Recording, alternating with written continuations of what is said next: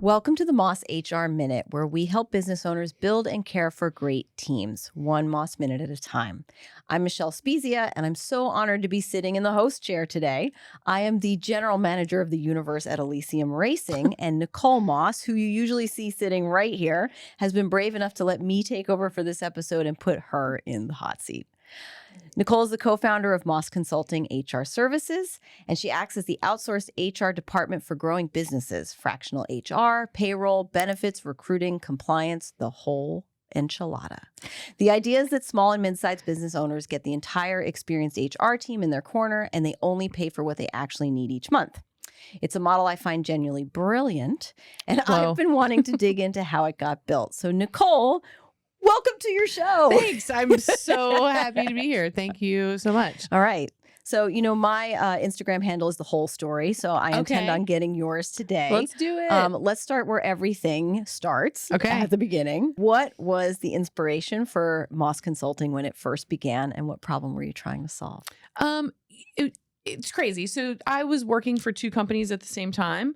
I was working for a law firm that was kind of closing down, and then was working for a commercial real estate person, but both for probably like 2 or 3 months at the same time. And it was like a Tuesday, and Steve came home and he's like, "What are you doing?" And I was like, "Well, it's all done. HR is pretty cyclical. There's not a whole lot of surprises unless you have an employee relation issue." And he's like, "Well, if you can do it for 2, how many can we do it for?"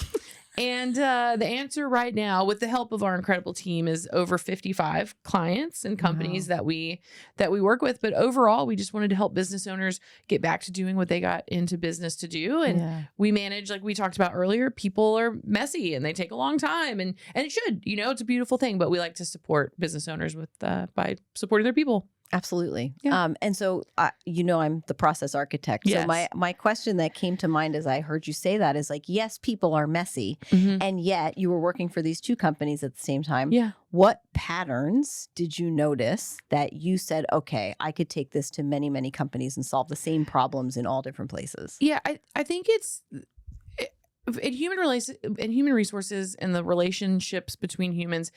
I think the pattern that worked is just truly showing genuine care in relationship.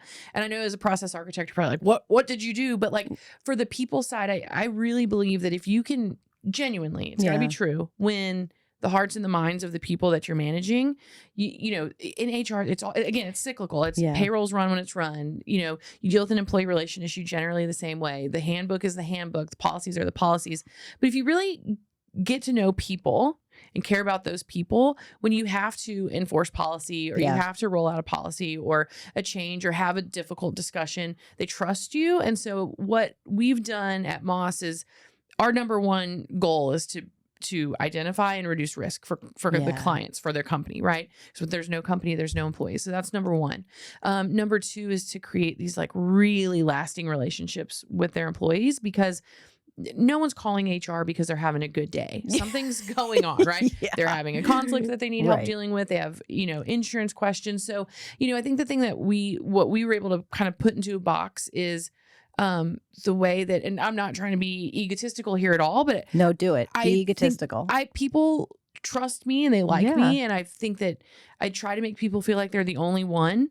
And I think I do that successfully sometimes. So being able to put that in a box, and that's really where the scale has been. And then we've also found people on our team. If you stay in HR for long enough, like, it is because of passion, because it's an incredibly hard job. It's very grating. It's very heavy. We deal with we have a lot of funny stories, but we also deal with a lot of people do wild stuff at work. And I mean, it is like, it's crazy. And some of those things are really heavy. We deal with sexual harassment. We deal with rape. We deal with gun violence. We deal with a lot of things that you have to be flexible, and you got to be calm, and you have to, so I think that to very long-winded way to answer your question is get in with the people, have them trust you, make relationships. And then things usually go a little easier. And that's how we've scaled in our team, who have all been in HR for many, many, many, many years. The ones that stick have that ability to make people feel comfortable. So I think that's, for sure. That's what worked. Yeah. The proactive trust gaining in the system allows you to withstand the reactive challenging moments. Totally. Every time. Yeah. Yep. Okay, so every founder has that moment that they realize what they built starts to outgrow them and the Yes. system that it was built on. So what did that look like for Moss? And when did you realize that you were operating, like what you were operating wasn't really going to hold? Yeah, there was this one. So I'll be really honest. I'm not the process person here. Like Yeah. Steve is, and you work with your husband. Like there's something so cool about working with your spouse and knowing each other's like strengths and weaknesses. Yeah. And I think Steve has, I can do process. I can follow process. Creating is very difficult for me.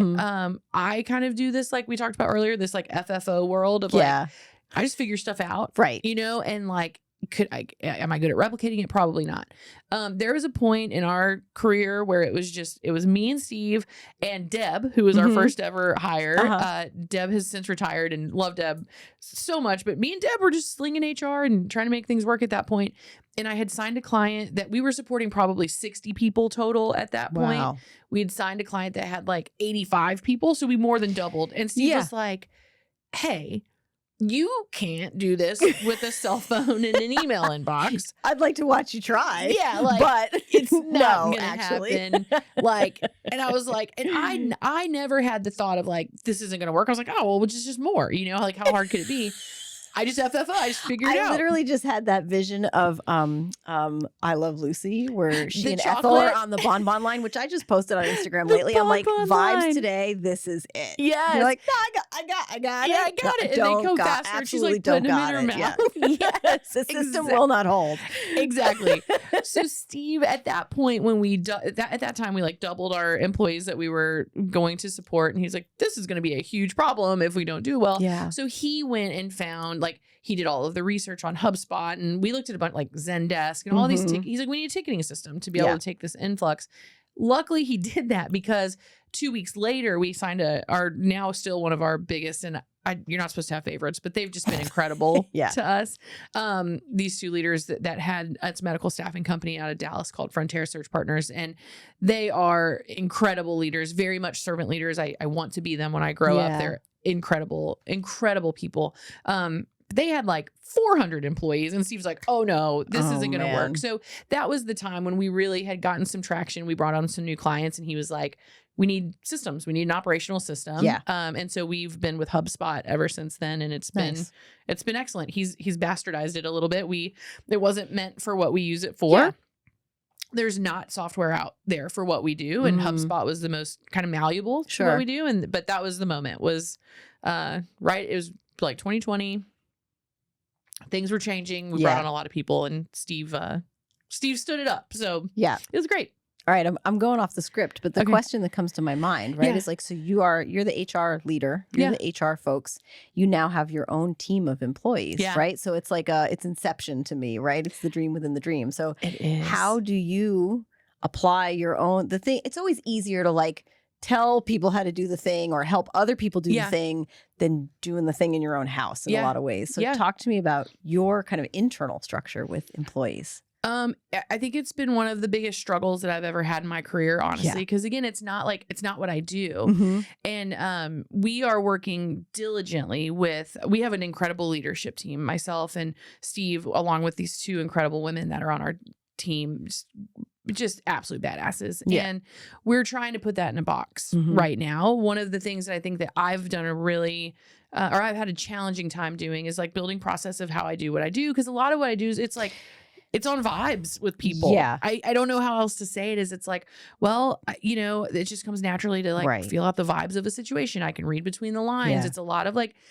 HR to do it well. There's a lot of soft skills. Sure. And again, like I hate calling it that, by the way. Why? What would you call it? That's like the whole 21st century skills. Like, no, these are the actual things. Like, like what you're saying, the intuitiveness, the resourcefulness, the critical thinking or curiosity about other people. Like, don't call those the soft skills, damn it, because those are the. No, I'm not saying that. I'm saying I love in it. general, right? Because like those are the things, and how you try to systematize that or teach someone else to do that, it's hard. Is very difficult. Yeah, because it's like I had a young employee recently tell me that I had the Riz, and I was like, let me grab my Gen like, Z glossary, please. like, I was like, I didn't know, Yes. but like, I think though that for those Steve's of you, going to pop up Urban Dictionary right here of for us. the definition right of here, please. Riz, so like I use this term actually myself. the Riz, yeah. So it was an interesting thing though, because like, how do you put that in a box, Yeah, right? And or teach somebody else how to do it to because have it's it. like an intuitive thing that you have Yeah. or you don't yeah, in a lot of ways. absolutely. And what we found with our incredible team is that did you just read it? No. The Riz. I think that within our team, we all have the Riz, like the romantic charm Oh, style. Riz and is the- a modern slang term for romantic charm, style, and the ability to easily attract or seduce a potential partner. I don't All think right, that's that's This an matches with our SEO results. no. This is not. Our SEO results recently came Yeah. back with so many questions about Nicole's personal life and personal contact information that it scored on our monthly. If it's working for you, then just leave go. Leave it. It's whatever.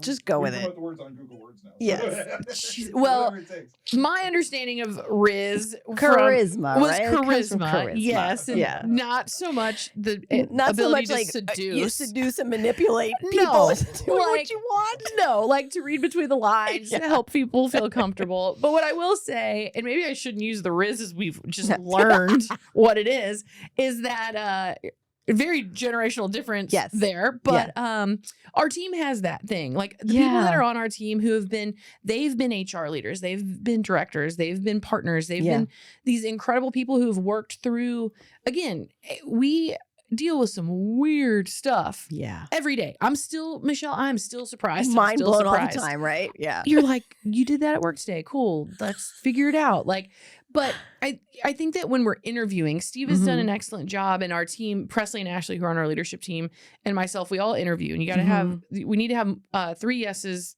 to move forward. And I think that what we're like looking for is the Riz, is that charisma, is the ability to read between the lines. And if you just stack me up next to 3 or 4 other people on our team, we would present very, very differently. But the core skill, and I love that we're like, let's not call them soft skills anymore, because that feels weak. Like it feels like it feels I like don't know. like it feels like a intangible. sidebar. Yeah, like it's not as important as like the other things, but it it's is the thing. equally as important. And so like I think that if you were to stand any of our team up, there's this skill that we all have that it has led to our success in our careers in human resources of just being curious about people and staying curious about people and genuinely caring. And employees and employers, like we have to give the same level of like understanding and listening and focus on like the actual client too. Because they're dealing with the weird stuff too. They're making the decisions at the end of the day. But I think that every single person on our team has that ability to like to see beyond the person, in a really genuine and caring way. So again, I don't know if that answers your question. No, but no. that's We got there. the goal. Yeah, we definitely got there. Okay, so walk me through what it actually looked like inside Moss when you started implementing EOS. Like everyone's like, yes, we did this thing and we've grown 140% since last year. Crazy. And that's you just showed me the tip of the iceberg. Yeah. Show me the 10,000 feet underneath. Yeah. So, we had our leadership team. EOS stands for Entrepreneurial Operating System. And what it does is it gives business owners a leadership, you define a leadership team, and it gives you these kind of 6 pillars of how the business operates, and it organizes things and it makes things really, really clear. And so you get an implementer, and you don't have to, but we have, because we've just grown very fast and we need help. Sure. Our implementer we picked because he's very cool, but 2, he and his wife scaled a business very, very quickly. We're a husband and wife team, which is, It's a unique identifier. It is. And unless you've done it, like it's hard. Along with your and beautiful. implementer, I would suggest maybe you add a marriage counselor as like a package deal, maybe. It's it's hard. You never stop talking about work. Yeah. So JB he and his wife Priscilla owned and scaled a company from nothing to 20 million very, very quickly and sold it, and like good for them. And now JB's an implementer. And so we're still rolling out EOS within our team. We had Vision Day 1 yesterday, which comes after 2 other meetings. Is our 3rd meeting with our implementer. We're on a monthly cycle with him right now. And yesterday we broke down core values, and got really, really clear on what's working Yeah. and it helped clear up the things that, like, with people, sometimes they just don't feel right, or something's off, but you can't point to it, and it's not tangible. And so what EOS has done is it's given us the ability to find a tangible thing to point at of why this person may not be succeeding, or where the struggle is, and then we're deciding if it's coachable or not. Right. And we'll make decisions, past then. But EOS as a whole is one language. We're speaking that language with our team, which is giving, and I'm already starting to kind of see it, even though we haven't only the leadership team knows right now, but we're starting to speak the same language. They're starting to all row in the same direction. Yeah. We have this like goal that is about to be rolled out to the whole company. And it's this really big, exciting thing. So prior to EOS, it kind of felt like we were all just like doing this FFO thing, like figuring it out. Yeah. There wasn't like a way to do something. We were just like, well, and this is my very loosey-goosey vibes of, and it is like vibes of like, well, we hired a really smart person who's done this before, let him go do it. But we need to be doing it similarly. Systematically. Yeah. And I think that's a hard thing too, right? When you are a figure it out person, you want figure it out people on your team. Yes. And that's great. But you think everybody else thinks that way, and acts that way, and learns that way, and produces that way. But they don't. That's not the way it works, right? No. You're like, but I do it this way. Doesn't everybody else? Right. Like, why is it hard? But does it work? Right. And that's when you're the expert at something. They say experts are the worst people to be teachers, right? Because they don't know how to explain what they do, because it's just do it. There. It's Riz. Yeah, it's the Riz. It's the Riz. It's the Riz. That process architecture, right? Like being forced to create that system to systematically teach someone else how to do it. Right. And then if they don't get it, or it's not the right fit, or you're finding that something is incongruent, then it's more easily identified. Yeah. But the skill or the mindset is the identified thing, it's not a person problem. Right. It's not personal. It's never personal. And that's what we learned yesterday is I think that EOS helps leaders. We did a live in-person performance review with the leadership team yesterday. Oof was right. And I got to tell you, it was humbling for all of us, except for Presley, because she got all pluses, which is why she's a badass. But all of us kind of went through this process, and it's very healthy with your leadership team, who you should have total transparency and trust with. To see to hear where they think my weaknesses are. And I'm only going to talk about myself here in the weak part of feedback, and going, it's a roller coaster. And as an entrepreneur too, I was like, oh, I'm going to ace this freaking performance review. I'm killing it. I am not killing it in the eyes of our leadership team. And that was an incredibly difficult for the ego, right? I think that as all entrepreneurs, there is an ego with all of us. Otherwise we wouldn't be here leading people. And it was humbling, right? To be like, oh, I thought in my mind, I got the Riz. What are you talking about? I'm killing it. Yeah. And in their minds, it wasn't bad, but it wasn't like A+ on everything, which is where. And they're not things you're going to see about yourself. Or if you see them, you are not looking in that direction. Correct. Purposefully. Yeah. Like. You're like, I'm not really interested. And so we built our core values using the EOS system. And then we rated ourselves on the core values that we built. And it was very cool. So I think before EOS, it was tangled. It was very like obscure. Sure. We couldn't really point our finger at anything and say we would feel that something wasn't working. But we couldn't point our finger to it and be like, it's that. And now with EOS, it is a system that's helping us do that. So it's been really, really cool. Like we say in motorsport, the data doesn't lie. Yeah. So you can't escape it. Right. Whereas in the old system, you're like, well, maybe it is, maybe it isn't. Maybe maybe it's in the closet over there. You can avoid. And it's so easy to avoid. Yeah. That was some of the feedback that I got yesterday. And I think a lot of our team leaders will have this too, is I am just so like fervently on the side of my team. Yeah. And we got some negative feedback from a client, and it wasn't that negative. And see, I'm doing it right now. Like, it wasn't that bad, because our team is amazing. It was, hey, we got a positive response on one of the tickets that we had, and he said, thank you for the quickness of this. I would like for this to be the quickness going forward. Yeah. And I'm like, great. This is great. We've done better. And Steve's like, whoa, there's another part of this. This is the punch jab, right? Like, Yeah. two kind things and then a critical piece of feedback. Right. Which is fun. I love a shit sandwich as much as anyone else. And we're gonna cut the crust off this shit we sandwich. do. But my thought was like, we're killing it. This is amazing. And Steve's other view, and again, I think this is also part of having a cool leadership team, was like, hey, there's something negative here. And so when we were talking about that yesterday, I think that as leaders, I watch how hard my team works. Yeah. I watch how much they care. I watch, and you want to mama bear them and defend them, right? You're And like, oh, that's don't the nobody mess instant. with my team because we rock. Right, because we rock, because they do. Yeah. But that's unhealthy. Yeah. All the time, Right. right? And so what I learned yesterday was that the team didn't see that as the positive that I thought it was. Sure. And that we need to have, like, the data doesn't lie. Yeah. And part of EOS, a big whole piece of it is literally called data. And so it was just interesting. And I wouldn't have thought about that other, than bringing it up. So EOS has given us a system in which we can point at things, which is cool. And That's take feedback, very cool. which is very, very cool. Yeah. Awesome. All right. So, you run an HR company. Like Sure you said, do. You're the people. I mean, I call myself a people person. You Yeah. are the people persons. Yeah. I will ask you specifically about the people side. Okay. What did EOS change about how you specifically lead your team? And clearly this whole conversation we just had has led into that. But what shifted for you? If you can concise it down after this whole little 15-minute bit we've just had. Yeah. I think it's like making things tangible. It's like making the people stuff that is so often convoluted tangible. Like it gave us something to point at, and that made it really simple, which like is distilling it. Yeah. And defining it as perfect. So I think that's what it was. Awesome.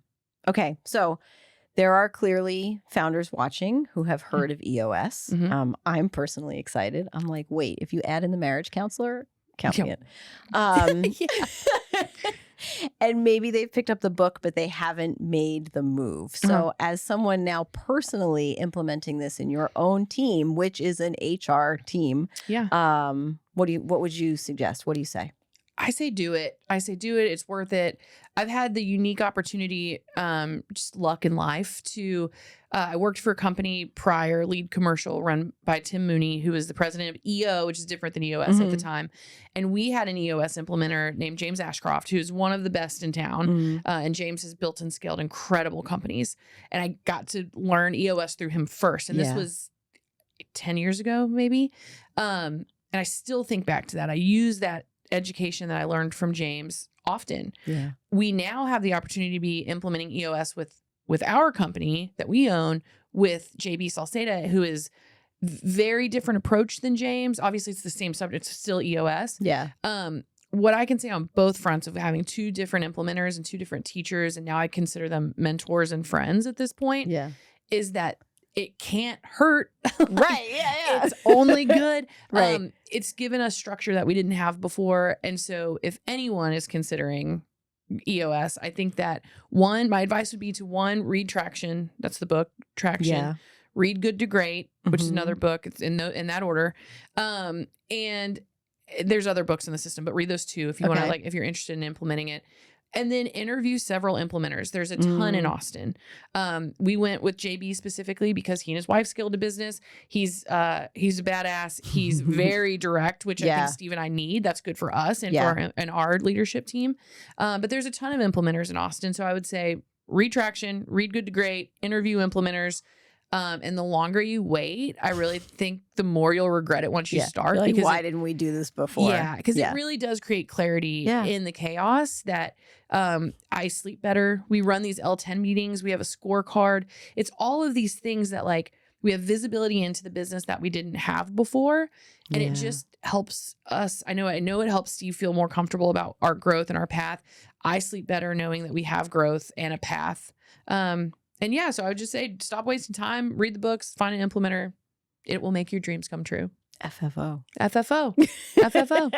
with EOS. Okay. So before we wrap up, I'm going to flip it one more time. Okay. Tell the people watching about Moss Consulting, who you work best with, who's the perfect client, who's the person watching this right now that needs to pick up their phone. Pick it up. Or Facebook, Instagram, anywhere you'd like. Yeah. Reach out to you and be your next best client. Yeah. So Moss Consulting was created to help business owners get back to what they got into business to do.